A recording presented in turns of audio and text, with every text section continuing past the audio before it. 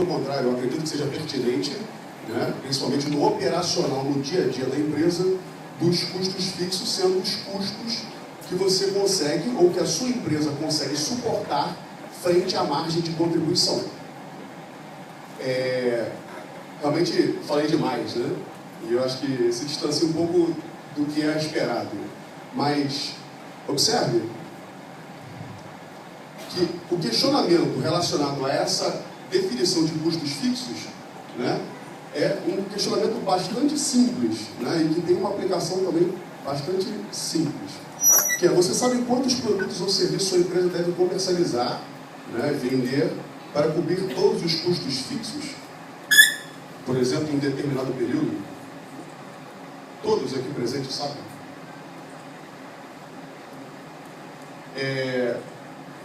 Óbvio que eu não me apresentei, eu falei que o Diogo Roubner, a minha formação é em matemática. E assim, no primeiro momento, eu acho que eu gostaria muito de apresentar muitas contas, algumas fórmulas, e a gente pudesse fazer algumas contas aqui, mas eu acredito que não seja a ideia da maioria, né, das pessoas aqui presentes, então eu omiti algumas partes de conta, né, dos cálculos que foram feitos, e estou apresentando apenas resultados.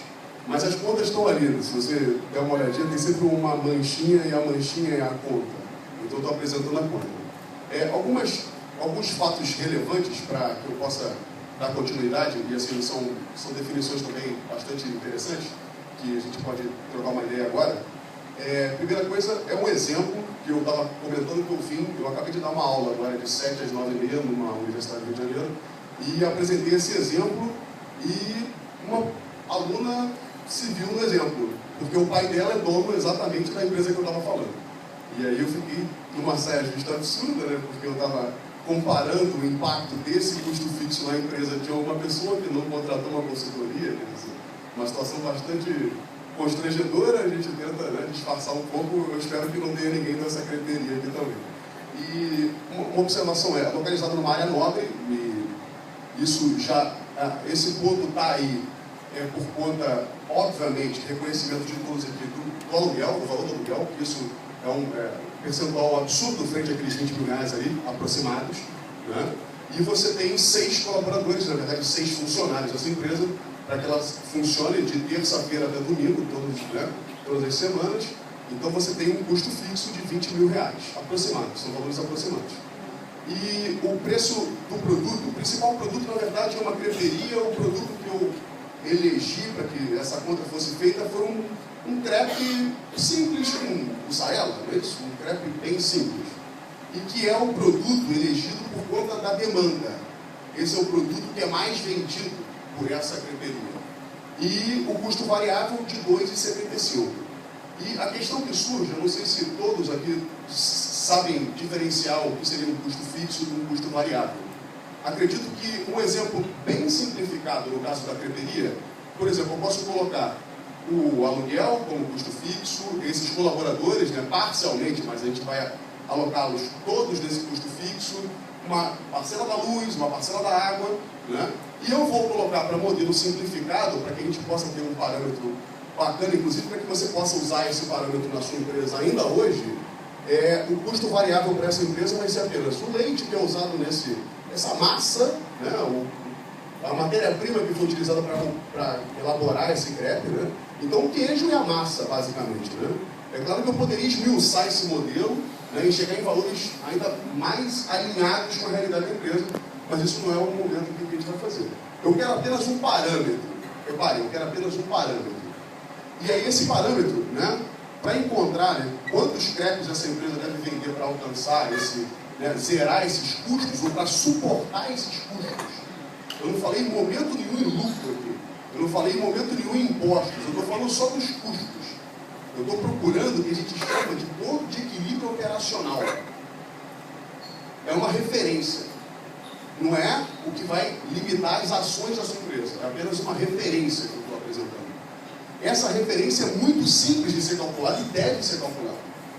Esse ponto de equilíbrio, ou essa quantidade que eu preciso vender para alcançar, né, ou para cobrir os custos fixos da minha empresa, ela é uma divisão muito simples, né, do custo fixo da empresa pela margem de contribuição unitária. Ou seja, exatamente, obviamente, estou tirando os impostos, né, e algumas outras considerações, estou fazendo um modelo bastante limitado.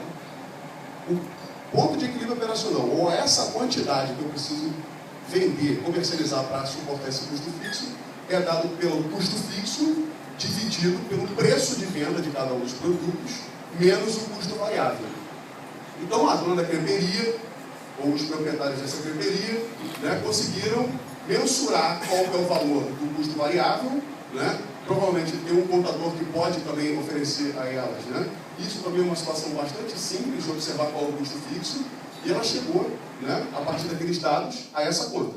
4.706 crepes devem ser comercializados para que se alcance o custo fixo, sem impostos, chamado de ponto de equilíbrio operacional. Todos já conheciam? Quem já conhecia o ponto de equilíbrio operacional? Todos? Não sei se não manifestaram, né? Talvez a questão, quem já conhece, seria, né? Ou quem não conhece, talvez fosse mais interessante. Reparem, de novo, esse valor é operacional, esse valor é estratégico. Isso não reflete, né, a real capacidade da empresa ou a real necessidade da empresa. Isso reflete, né, um ponto estratégico para tomada de decisão, para aplicar agora, para motivar, para criar estratégia de venda, para criar metas de venda. Observe que a conta foi bastante simples. Eu até coloco simples, não estou afirmando que é simples, mas aparentemente é simples, né? E como matemático eu vou falar, não, é simples, né? E uma calculadora faz. Uma calculadora, uma força de vontade, você vai resolver esse problema. Você vai encontrar esse ponto de equilíbrio operacional. Agora, se eu venho aqui para falar com você sobre custo fixo, e eu uso uma fórmula para apresentar para você sobre esse impacto do custo fixo, eu e você temos que ter duas coisas, ou duas premissas muito importantes para trabalhar. A primeira premissa relaciona-se ao preço. O preço do seu produto. O preço do seu produto é um preço de mercado.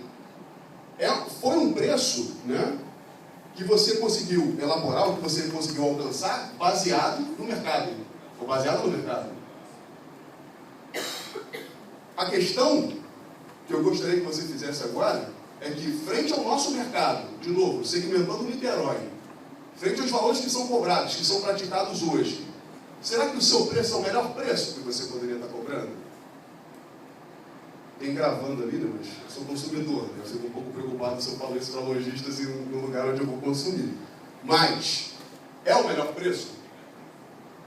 Existe uma teoria em marketing, né, que é chamada de preço de desnatação. A ideia é, busque um preço para alcançar uma parcela dos consumidores da sua empresa que não oscilam a compra deles, ou que a demanda deles não oscila com o preço. Por exemplo, eu volto ali, o McDonald's. Alguém que sabe quanto custa o número 1 do McDonald's? Essa promoção?